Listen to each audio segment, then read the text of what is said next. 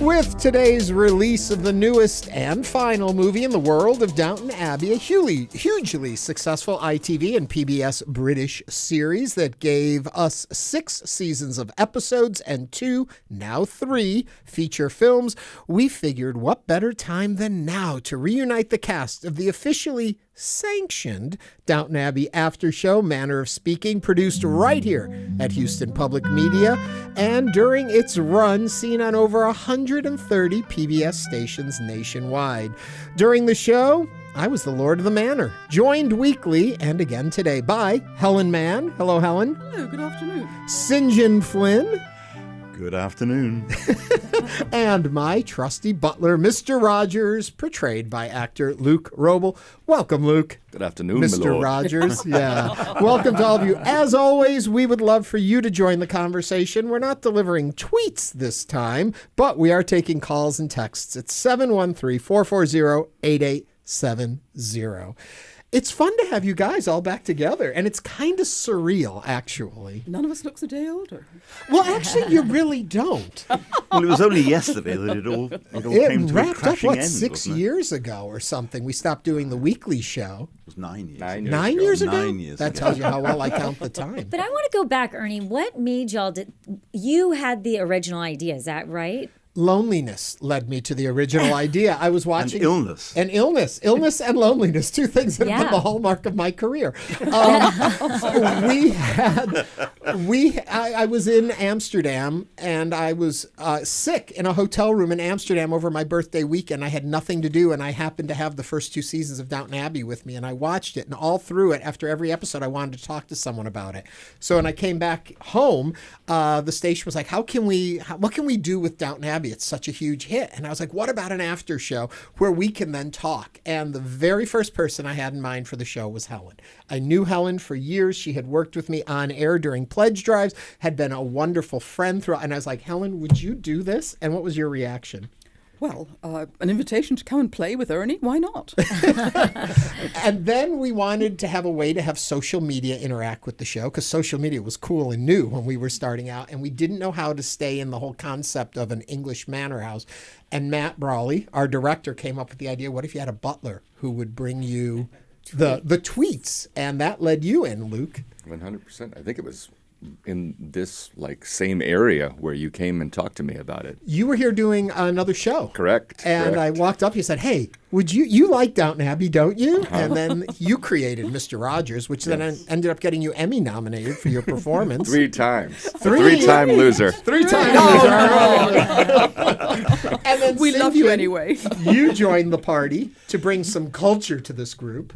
Well, Helen and I are big friends, outside of anything to do with Manor of Speaking. And, I just wanted to make sure that we had a balance, that we had the female British view, and we needed a male British view as well, just to balance it all out. Yeah. And then on top of them each week, we would bring in guests. 2 guests would sit on the couch with us, which Frank Billingsley did a couple times on the show. And you got to play in our manor house. You know what really impressed me was that Ernie would be sitting there with his index cards and never look at them. I mean, he didn't need prompts. He just talked, and he would just talk and ask questions and lead the way. And I thought it's really when I gained a huge respect for you as an interviewer, just knowing that you had it all right here, ready to talk about it. You did a great job with all of that. And it was on Hello Houston that you lost all that respect. I've completely changed now that I know the real truth. So an episode would come out, and then when would you all get together and decide what that theme was going to be? Okay, there was a delay in the release of Downton Abbey. Downton Abbey would air in UK in the fall and then would air in the US in the spring. So we would get the episodes ahead of time. So we would craft and plan and figure it all out. But we had a live studio audience. So we couldn't jump ahead of where they were because they were watching it on TV as it aired here. Originally in the first season, we were live on Sunday nights right after the show. And then we were second through the 4th season of our show, because we only ran for 4 seasons, the last 4 seasons of Downton Abbey. We would pre-tape on Tuesday nights. So all the audience had to come in early and watch the upcoming episode and sign release forms that they wouldn't talk about the episode. so that the audience knew what we were talking about, and that's why we had then the audience members join in. We grabbed the tweets, were kind of a delay on the tweets. So they were usually from the week before, and we picked more generic topic tweets because they weren't live in the moment. And so we taped on Tuesday, and then we aired on Sunday night, and then Tuesday we were back together again, and Sunday night. And it was a dream job. But I want to go back to something you were saying about being prepared, knowing what you're doing. And it's one of my favorite Luke stories. Luke and I always had a little shtick we would do when he would come to deliver the tweets. We would come up with some funny one-liners that you always came up with. I'll let you take it away. And Ernie, I was watching you sent us videos last night from the last season, and we'd set up a joke, and Ernie would inevitably, he had to feed me a line so that I could hit the joke. And the line that he fed me would always be wrong. It would never make the joke work. And in live time, I'd have to find a way to maneuver my way back into the joke. So not much has changed. Hello, Houston. That lack of discipline. But going back to what Frank said, being behind you on every episode, and Helen was there for every episode. I think we broke down maybe 3 times in all of the years where we had to go back and refilm, which is amazing for live television. The fact we that never had to do pickups. We never had to do pickups because you were always in control. Even when everything seemed like it was out of control. You surround yourself with the right people and things work out. As I've learned on Hello Houston, as I learned on that show. What I think is fascinating if you watch, and then we'll get into actually Downton Abbey, because a lot of people don't even know what we're talking about. Right. You would stand, Luke, as my butler, and if you watch you forget about this. He would stand motionless in the back for the entire show except when called upon, and then the character came alive and came to you. But you were engaged in the show. You told me this before, the entire time in character, even just standing there. Oh, sure. Yeah. Yes. And I was thinking about my relationship with Helen at that point in time, when I was sitting, because Mr. Rodgers was in love with Helen, even though Helen was not in love with Mr. Rodgers. There was subtext. Oh, Yes. I don't know. I gave you a Valentine's Day gift. You did. It was wonderful. And no Emmy either. No, she didn't right. give me an That's the Emmy, one but- thing that she But we did did not deliver. win 5 or 6 Emmys over the run of the show. So many I can't keep track of the number anymore. St. John, let me ask you, going back into the world of Downton Abbey, tonight the movie comes out. The grand finale, they're calling it, though it definitely feels like they've left it open to go places should they need to. Why do you think Downton Abbey had such an impact on the television viewing audience, all of that? I think it's partly that there was a sort of tradition, certainly on British television, of these. Well, the original was Upstairs, Downstairs. Well, there was the Forsyth saga before And that. the Forsyth saga, the John Galsworthy adaptation. But I think it did so well over here because Americans are fascinated by British history. But there were lots of these kind of shows. Masterpiece had series after series of British dramas about the life and oftentimes in the manor house. What was it about Downton Abbey? I have a theory that this was basically a big family saga. Mm-hmm. You had this big family, and let's face it, we can all relate to big families. I mean, everyone's got a crazy uncle so-and-so in the attic and stuff like that. Or if you don't have a big family, then you want to have one, and it's fun watching somebody else have the fun that I always thought big families had. And I think people related to that. I think it's partly as well that Julian Fellows, who conceived and wrote it all, those were the circles that he mixed in. I mean, he still does. He's now Baron Fellows, he's Lord Fellows. So, I mean, he did better with the show than we did, huh?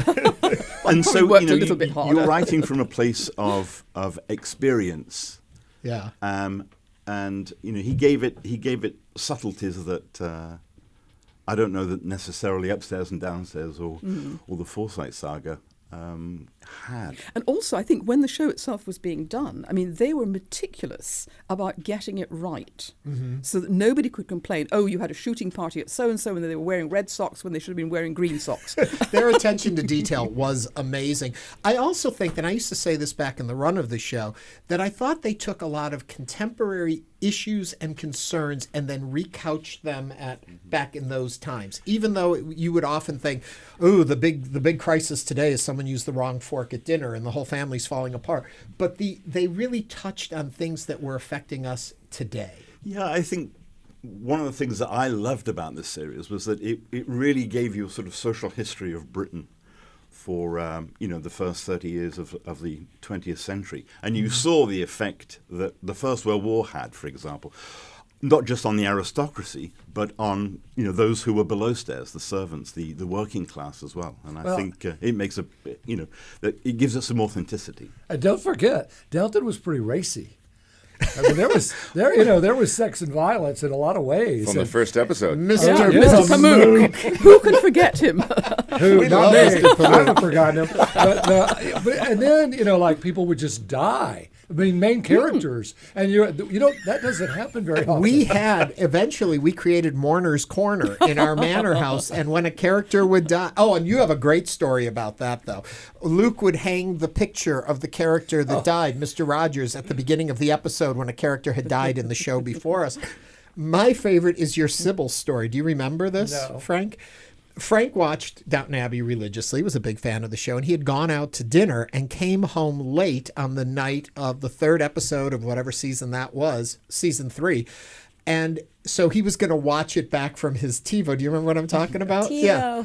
But I watched you first. Right. So I watched Manor of Speaking, and of course they told me Sybil died. And I'm like, you ruined it. Because you're hanging Sybil's picture on the wall, and you call me, you're like, she's dead? That really did break my heart, though. I didn't want her to die. But again, she was married to the chauffeur that was suddenly elevated. That scandal. To your point, that times now, the whole class barrier, that the differences were interesting then, just as they are now. Yeah. You're listening to Hello Houston. We are speaking with Ernie Manouse, Helen Mann, St. John Flynn, and Luke, Mr. Rodgers Wrobel, about Downton Abbey, the series, the movies, and the after show, Manor of Speaking. If you would like to share a memory or a comment, you can give a call or send us a text at 713-440-8870. What type of preparation went into when y'all are watching the episodes, knowing that you're going to have commentary on an after show? What type of prep went into that? I think it depended. I remember there was when they did the jazz episodes. Right.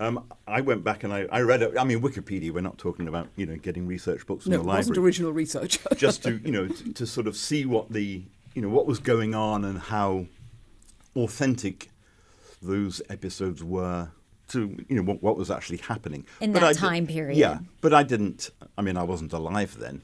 You weren't? You'd be surprised to know. But you just want to be able to see some of the grand lines, some of the big overviews of what was actually happening, so that you don't sound like a complete idiot. See, Frank, before I used to tease you about your age, I used to tease St. John about his. So I always had somebody to. You're always younger than someone. I try hard, I do. So let me ask you, because you've seen the movie that's coming out. Yes, we all have. Okay. We had a screening. So should someone watch I've seen 1 and 2. Should people see 1 and 2 before 3, or can they go right to 3? I think it would enrich the experience if you know what happened in the 2 movies. Right. Yes. Because a lot has moved forward from the end of the series. If you ended the series and then you go to 3, you know who the characters are, but a lot of things shifted in the movies. Yeah. So And I remember, think, at the end of the second movie, the don't Dowager, say too much. If they haven't Second seen the movie? All right, yeah, The Dowager spoil it. died? If you don't know it yet, it's your problem. Okay, go on. What were you going to I say? was just going to say, at the end of the second movie, the Dowager died. Yes. And she had such a commanding role in everything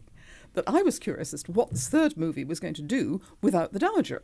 And we're not saying anything. If you want to hear, though, what we think about the third movie, we're going to be on YouTube. Right after we get done with the show today, we're going to tape a sort of Manor of Speaking-esque conversation about the movie, and we're going to put it up on our YouTube channel so you can go there and see the Manor of Speaking reaction to the third movie. And right now we're getting some reaction from our phone lines. Kevin from Humble is on the line. Kevin, welcome to Hello Houston. What is your question or comment for the Manor of Speaking cast? Well, thank you for taking my call. I really just wanted to share with you my journey with Downton Abbey, because it started off, my wife watched the show, and I was kind of annoyed by it, but I wanted to hang out with her. So I would just be in the room with her while she watched Downton Abbey, and I was thinking, oh, it's a period drama. What interest do I have in it? And eventually I ended up watching every single season and every single episode, and now I am obsessed with it. I probably quote the show more than she does.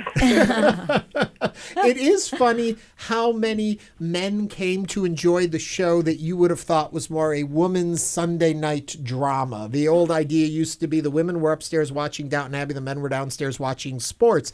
But actually, when you really looked at the audience that watched it, it cut across all these lines. That's what made it such a juggernaut and an important show, I think. Would you say because of the writing, or do you think because of the acting? I think it was partly the acting because it was such a fantastic ensemble cast, wasn't it? Yeah. I would also say, having watched all the episodes as many times as I had to watch them to put together Manor of Speaking and to script that out, the editing was brilliant. In the olden days, when you would show one of these kind of programs, you would stay with the scene, and they would begin, middle, and end, and that was the end of that scene, and you would move to the next scene. In Downton Abbey, if you watch it, they do 90 seconds in that scene downstairs, 90 seconds upstairs. Then they'll go back to the scene down. So the editing was much faster, and I think that's what appealed to a younger audience, was there was a movement in it, even if it was still a more traditional drawing room drama kind of thing. I think also it had incredible production values. Oh, yeah. Through the I watched- Highclere Castle. Well, I mean, Highclere Castle itself. But for me, I'm just watching the work that went into the costumes.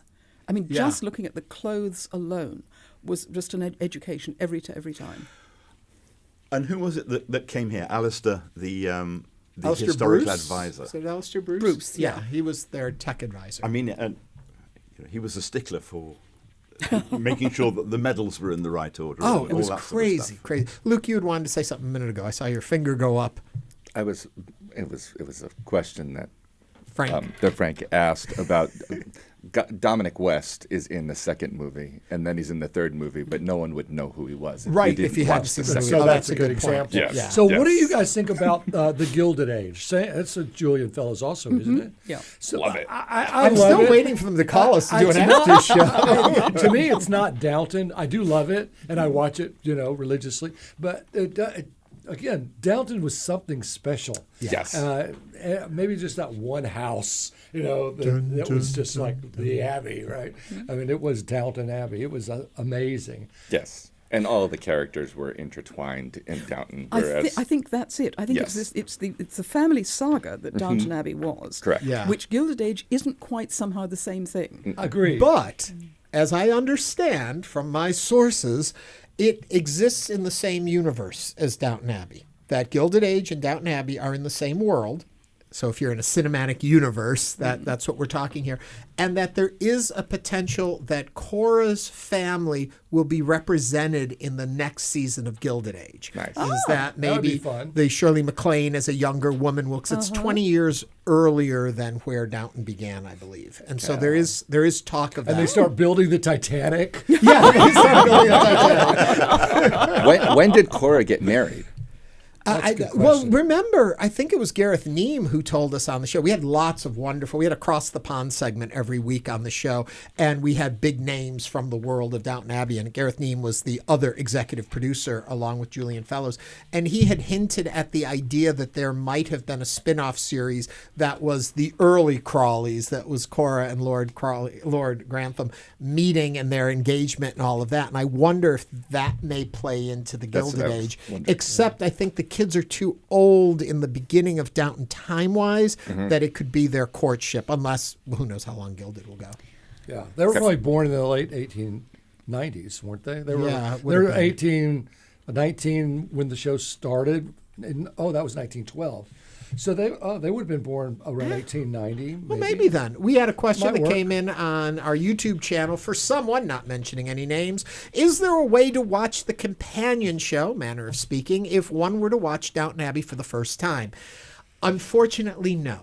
And it is the problem of our success, is the reason why you cannot watch it online today. What had happened was we had begun the show, and then we worked with the actual producers of both Masterpiece and Downton Abbey, and that's why I say it was officially sanctioned. It wasn't considered the official after show, but we were okayed by Downton Abbey and Carnival and all of that.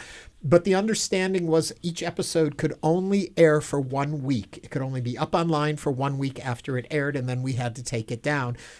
by agreeing to that, then they gave us cast members, they gave us clips we could use, we could have more of Downton mixed into our show. They gave us the rights to it with the understanding it would only air for 1 week. So that's the sad part of it all. There's a few clips out there. The 101s, History 101s are out there. You can look those up that talk about different historical elements that were mentioned in the show. Our behind the scenes, some of those are up there. But, I know someone who's got the complete series of Manor of Speaking on a hard drive. knew that was coming. Now, what does it take? What does it take for you, Helen? Nothing at all. Just everything you have given to us and the Ernie. station over the years and the support you have given to public media from when I first got here almost 30 years ago. You were in the trenches with us. You were on our campaigns and pledge drives. And so I can't thank you enough. And then when this crazy idea came, you jumped right on board with us. Always been a friend of the station. And I hope people appreciate that in you. Who was your favorite cast member that y'all had on Manor of Speaking?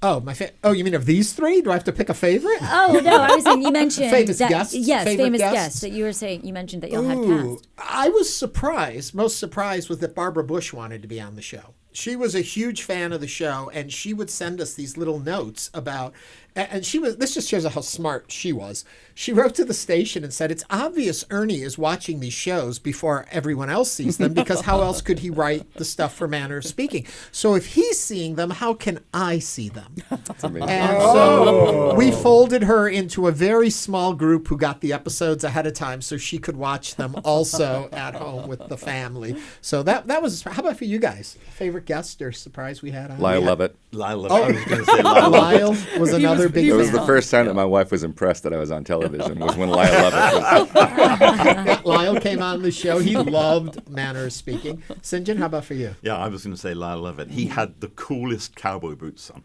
when he was on the show that had his name. I mean, they were custom made and they were just gorgeous. Yeah, that was kind of fun. Helen, how about for you? I was going to say Alistair Bruce. Because Yeah. he was so interesting.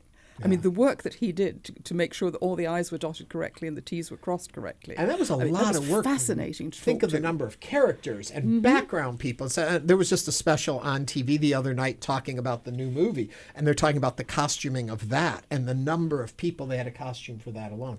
Of course, the obvious answer is my favorite guest ever to sit on the couches was Frank Billingsley. He was just brilliant and loved the show. I was at a fundraiser for the Bryan Museum, and I was the MC, and somebody tapped at my shoulder and said, Lyle Lovett wants to meet you. He was the entertainment. He said he was a big fan of you and Channel 2. And he was one of the nicest people that's famous like that I've ever met, too. Still So is. I Still can is see there. why he came right to mind. He's just a nice guy. So I have a little Downton Abbey trivia for you guys. Let's see how well you know it.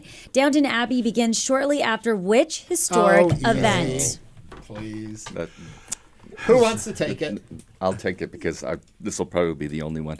The sinking of the Titanic. That's right. News of the sinking of the Titanic arrives in the newspaper and in a telegram to Lord Grantham in the first episode of Downton Sets everything in Abbey. motion. The heir of the Off we go. estate was on the Titanic and died, which sets everything into confusion, and the discovery of Matthew Crawley, who then becomes the major love interest. Speaking of which, what prevents the marriage of Matthew Crawley and Lavinia Swire in season 2? Ooh. Oh, Luke is miming it. You can say it, Luke, if you think you know. Lavinia dies. That's right, of Spanish influenza. in right. Spanish I had too. forgotten Yeah, that. that's There's so right. much I have forgotten Oh, of the yeah. series. Okay, let's So go to we're already in season 3. 1918? In season 3, Edith accepts a job as a Editor. Journalist. Yeah. journalist. yeah. Journalist, editor, Very journalist. She wrote. She had that type. Oh no, she had a had the column. typewriter upstairs in her room, learning to type. Who was that? One of the downstairs staff. There are so many plot lines that come and go so quickly Yes. in that show. Before you go to your next question, you were talking about our favorite guests, and there was one, and we were hoping she'd be able to join us today, and we couldn't get her. It was Lady Carnarvon, who actually is in residence with her husband at Highclere Castle. And in my hands, I have, and Luke, you have a set of these too, I believe.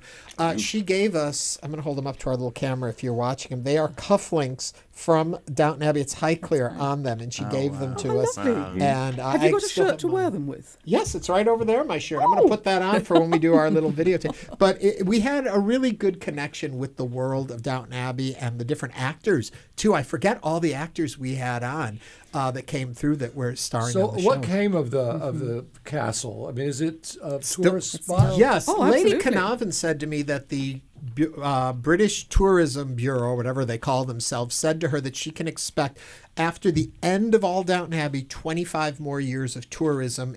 Because of that, you'll notice a decline, but for 25 years people will come and want to see the house. And with the movies, it keeps extending that length of I time bet. for her. So there's tours there and all of that. How much are the movies connected to the seasons? Like, can you watch just the movies? Like, if I'm going to watch movie 1, 2, or 3, or do you need to be watching season 1, 2, 3, 4, 5? In terms of plot, I think they're separate. I mean, obviously Okay. there's a continuity. Sure. Just because it's the same characters, the same environment. But I don't think you can just jump into the movies. I think you can. The first movie, the three movies you should see in order, because there is, like Luke was saying, continuation of plots that grow.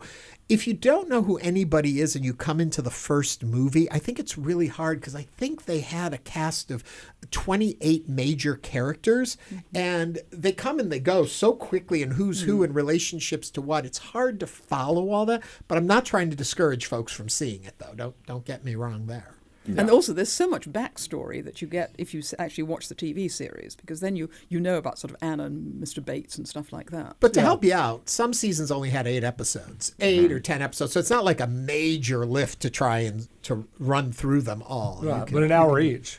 a solid hour. Yeah. Yeah.